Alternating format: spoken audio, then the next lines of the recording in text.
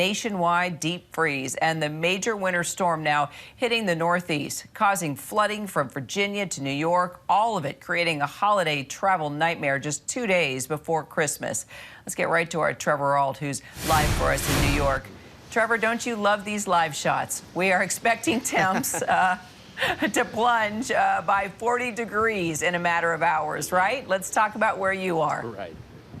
Sure. Merry Christmas to me, right, Kira? Always great to be with you. And quite frankly, given what the rest of the country is dealing with, I feel very fortunate right now. 36 degrees here in New York City. And actually, as the temperature has fallen, it was 58 degrees very early this morning, so dropped more than 20 degrees so far. With the precipitation, we're at least close enough to freezing now where the rain is turning into snow. So at least for the live shots outside, snow is more comfortable than rain. But again, so far, New York City has been very fortunate. These are wide-reaching storm conditions. We're talking about significant sub-zero temperatures in parts of the country. We're talking about significant snowfall, significant wind gusts as well, and some serious power outages too, all up and down the middle of the country, and it's moving now here to the Northeast. So this storm is nowhere near done with us. And just here in New York City, we're expecting temperatures to fall to the single digits, about 5 degrees. So we're talking about a 50-degree decrease in a 24-hour span, Kira.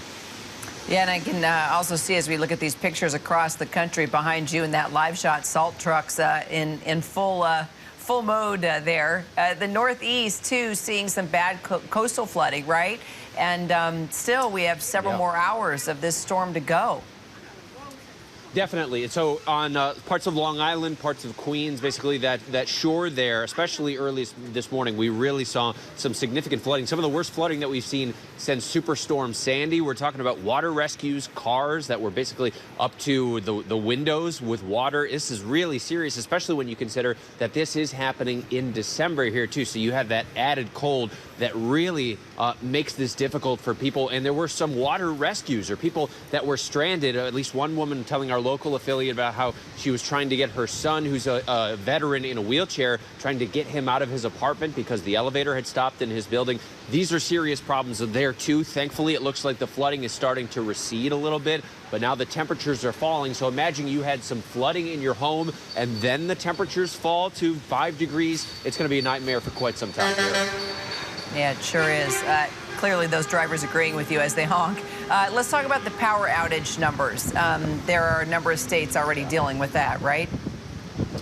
Oh, yeah, a huge number of states. So nationwide, we're talking about around 1.5 million people who don't have power. But this storm is so widespread, Kira, that there are, at last check, 23 different states with at least 10,000 customers without power. So huge portions of the country. The worst that we're seeing is Tennessee, North Carolina, Virginia. They're all around 200,000 customers each without power. In fact, because of the conditions and the cold in Tennessee, they're having to introduce some rolling blackouts to try to maybe hold off a little bit in some areas so that they don't lose it for the entire grid. As you can imagine, in the cold leading up to Christmas there in Tennessee, this is a huge headache, and those numbers could very easily climb as this storm continues to move throughout the day, Kira.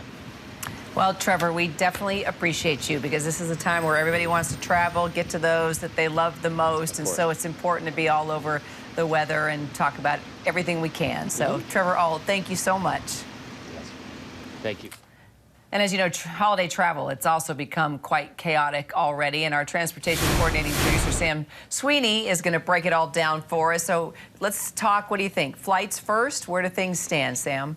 Kira, things are not good out there. We just passed the 4,000 cancellation mark. Right now, 4,400 flights canceled throughout the entire country. This is a live look at what it looks like in the sky right now. There should be a lot more planes than that, but the airlines are scrambling to get these planes to destinations, but also safely and around the weather. Southwest bearing the biggest brunt of this, 889 cancellations. That's 22% of all of their flights today are canceled. Also, Alaska Airlines, they are getting hammered out in the Pacific Northwest. 364 flights canceled. That's 46% of all of their flights. Seattle earlier had to shut down all of their runways because of ice.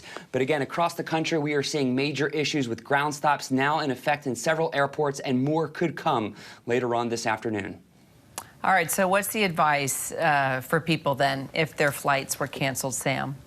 Look, you want to have that airline app because you will be able to change your flight right there. You won't have to call the airline. You won't have to wait in line at the airport. And oftentimes through the app, you'll be notified before you even go to the airport that your flight is canceled. So you want to avoid all of those lines. But right now, it is really tough to get on another flight because the airlines have sold about 90 to 95% of their seats. So there isn't much wiggle room for reaccommodation. And how about roads across the country?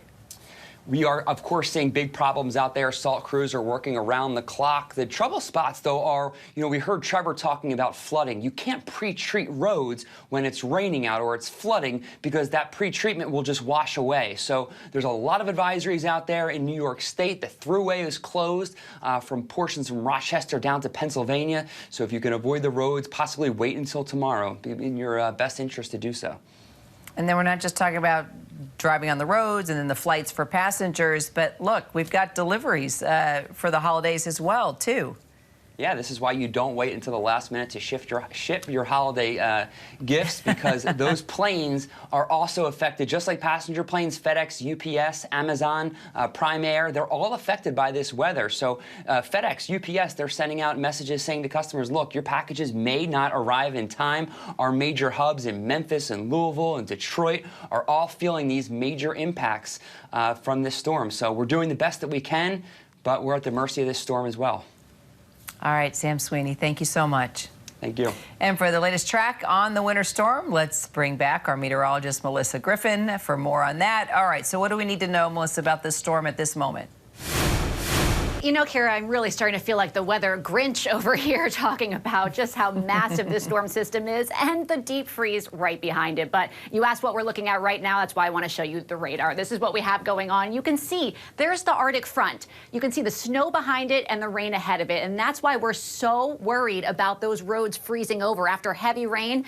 Just like we were talking about, they can't pre-treat the roads. So then you have snow on top of that and those temperatures plummeting. That's when you have a potential flash freeze, and that's when you have those roads turning into skating rinks. So you can see flakes flying Buffalo to Syracuse, New York, up into New England, and that snow is going to kind of continue to push into New England as those temperatures drop. But it's still rain, changing over to snow in New York City, up through Boston, into Maine. We have heavy rain, those winds cranking up. We have gusts that you're going to see 40, 50 miles per hour across the Northeast. And of course, it's not just the Northeast. I mean, this map is covered in colors. Blizzard warnings across the Midwest. Coastal flood alerts continue from Delaware up through the Jersey Shore into Long Island. High wind alerts for northern New England. And of course, it's that wind chill and the hard freeze warnings stretching all the way to the deep south, Kara. All right, so where do you think this thing is headed?